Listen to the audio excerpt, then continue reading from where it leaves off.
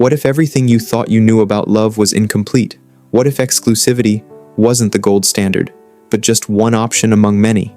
In a world where emotional freedom is becoming a core value, polyamory is no longer a fringe concept.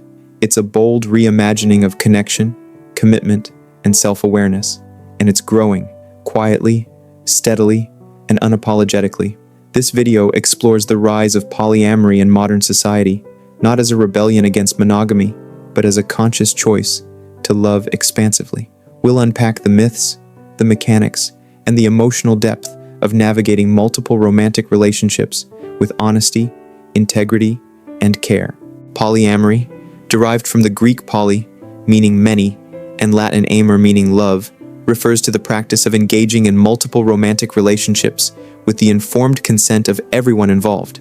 It's not about cheating or avoiding commitment. It's about redefining what commitment looks like when love is no longer treated as a scarce resource. Unlike open relationships or swinging, which often focus on sexual freedom, polyamory centers emotional intimacy. It's about cultivating meaningful, ongoing connections with more than one person, without secrecy, without shame. Yet despite its growing visibility, polyamory remains misunderstood.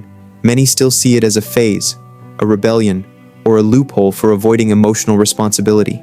But those who practice it seriously know it's anything but easy. Polyamory demands a level of emotional maturity and communication that most of us were never taught. It asks us to confront jealousy, insecurity, and the deeply ingrained belief that love must be exclusive to be real. As philosopher Alain de Botton once said, "We are not taught how to love, we are taught how to possess." That idea sits at the heart of the polyamorous experience. To love freely, we must unlearn the scripts we've inherited, scripts that equate exclusivity with loyalty and jealousy with proof of love. Polyamory doesn't eliminate jealousy. It invites us to understand it, to sit with it, to talk about it. And in doing so, it opens the door to a deeper kind of intimacy, one built not on control, but on trust. The rise of polyamory in the modern world isn't happening in a vacuum. It's part of a broader cultural shift toward emotional literacy, mental health awareness, and relationship diversity. As traditional marriage rates decline and younger generations prioritize self-discovery over convention, new models of love are emerging. Solo polyamory, for example, emphasizes autonomy and personal freedom while still allowing for deep, romantic connections. It's not about being alone. It's about choosing relationships that align with your values, rather than societal expectations. Technology has played a role too. Dating apps and online communities have made it easier for polyamorous individuals to find like-minded partners and build supportive networks. Media representation, though still limited, is slowly catching up, offering glimpses into lives that challenge the monogamous norm. And as more people share their stories, the stigma begins to fade, replaced by curiosity, empathy, and a growing recognition that love doesn't look the same for everyone. But visibility doesn't mean simplicity. Polyamory is complex. It's emotionally demanding, and it's not for everyone. But for those who choose it, it can be transformative. It forces us to grow, to communicate, to reflect. It asks us to show up, not just for our partners, but for ourselves. And in that process, we begin to understand that love isn't about possession. It's about presence. It's about choosing, again and again, to engage with others in a way that's honest, compassionate, and free. In the next part, we'll explore the cornerstone of polyamorous relationships, communication. Because if love is abundant, then communication is the currency that keeps it flowing.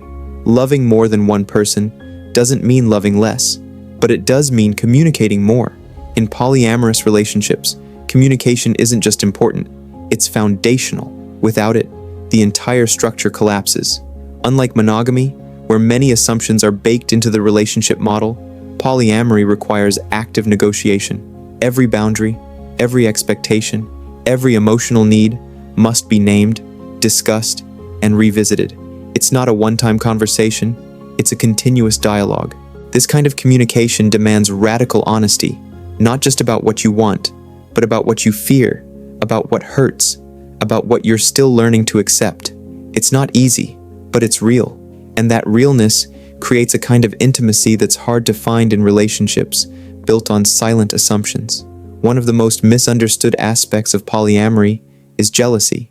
People often ask, "Don't you get jealous?" The answer is yes, of course. Polyamorous people aren't immune to jealousy, but they treat it differently. Instead of seeing jealousy as a threat, they treat it as a signal, a message from within. Maybe it's pointing to an unmet need. Maybe it's revealing a fear of being replaced. Maybe it's just the discomfort of stepping outside a familiar script. In polyamory, jealousy isn't the enemy. It's the beginning of a conversation, and that conversation can lead to deeper understanding, greater empathy, and stronger emotional resilience. Another key concept is compersion, the feeling of joy when your partner experiences happiness with someone else. It's the emotional opposite of jealousy, and while it may sound strange at first, compersion is deeply human. Think about how we feel when a friend gets a promotion or when a sibling finds love. We celebrate their joy, even if it doesn't directly benefit us. Compersion in polyamory works the same way. It's not about pretending you don't feel discomfort. It's about expanding your capacity for empathy and connection. Of course, this emotional work isn't easy. It requires self-awareness, emotional regulation, and a willingness to grow.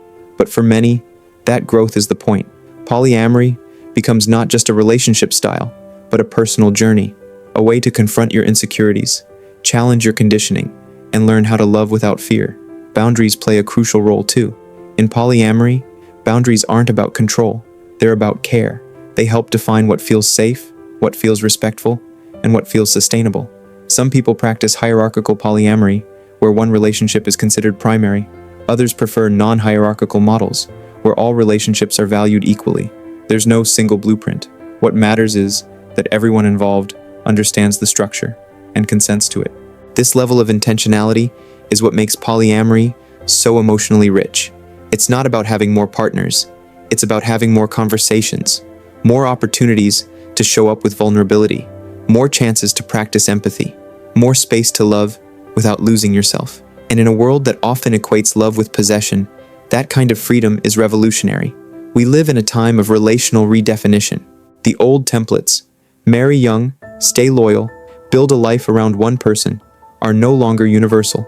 They still work for many, but they're no longer the default. People are questioning not just who they love, but how they love. And polyamory is part of that questioning. It's not a trend. It's a reflection of deeper cultural currents, autonomy, emotional literacy, and the desire for authenticity. For generations, monogamy was treated as the moral high ground. Anything outside it was seen as deviant, unstable, or selfish. But that narrative is unraveling, not because monogamy is wrong, but because it's not the only path to meaningful connection. Polyamory challenges the idea that love must be exclusive to be deep. It asks, what if love could be shared without being diluted? What if commitment didn't require ownership? This shift isn't just happening in romantic relationships. It's happening across society. We're seeing it in friendships, in family structures, in work cultures. The rise of chosen families, co-parenting arrangements, and platonic partnerships all point to a broader truth. Human connection is diverse, and when we allow it to evolve, we create space for more honesty, more nuance, and more care. Polyamory resonates because it aligns with this evolution. It reflects a desire to move beyond rigid roles and into relational freedom. For many, it's not about having more partners. It's about having more truth, more space to be seen, more room to grow. And that growth often begins with unlearning. Unlearning the myth that jealousy is proof of love. Unlearning the idea that one person must meet all your emotional needs. Unlearning the fear that love is a zero-sum game. These beliefs are deeply embedded in our culture, reinforced by movies, music, and even childhood fairy tales. But when people begin to question them, something shifts. They start to see love not as a script to follow, but as a landscape to explore. This exploration isn't always easy. Polyamory can be messy. It can be emotionally intense. It can surface insecurities you didn't know you had, but it also offers profound rewards, emotional growth, deeper self-awareness, and a kind of intimacy that comes from being radically honest, not just with others, but with yourself. And that honesty is contagious. As more people share their polyamorous experiences through books, podcasts, social media, and everyday conversations, the stigma begins to fade. Curiosity replaces judgment. Empathy replaces fear. And slowly, the cultural narrative begins to shift. We start to see that love isn't one size fits all, that relationships can be customized, not standardized, that emotional freedom doesn't mean emotional detachment. It means choosing connection with intention, not obligation. Polyamory also invites us to rethink success in relationships. In a monogamous framework, success is often measured by longevity. How long did it last? But in polyamory, success is measured by authenticity. Did we communicate openly? Did we grow together? Did we honor each other's needs? It's a different metric, one that prioritizes emotional integrity over social conformity. And perhaps that's the most radical part of all. Polyamory isn't just about loving more people. It's about loving more consciously. It's about choosing relationships that reflect your values, your truth, and your capacity for growth. It's about embracing complexity, not avoiding it. And in doing so, it offers a vision of love that's expansive, inclusive, and deeply human. Because at its core, polyamory isn't a rejection of love. It's a celebration of it. A belief that love, when nurtured with care and honesty, doesn't shrink. It multiplies.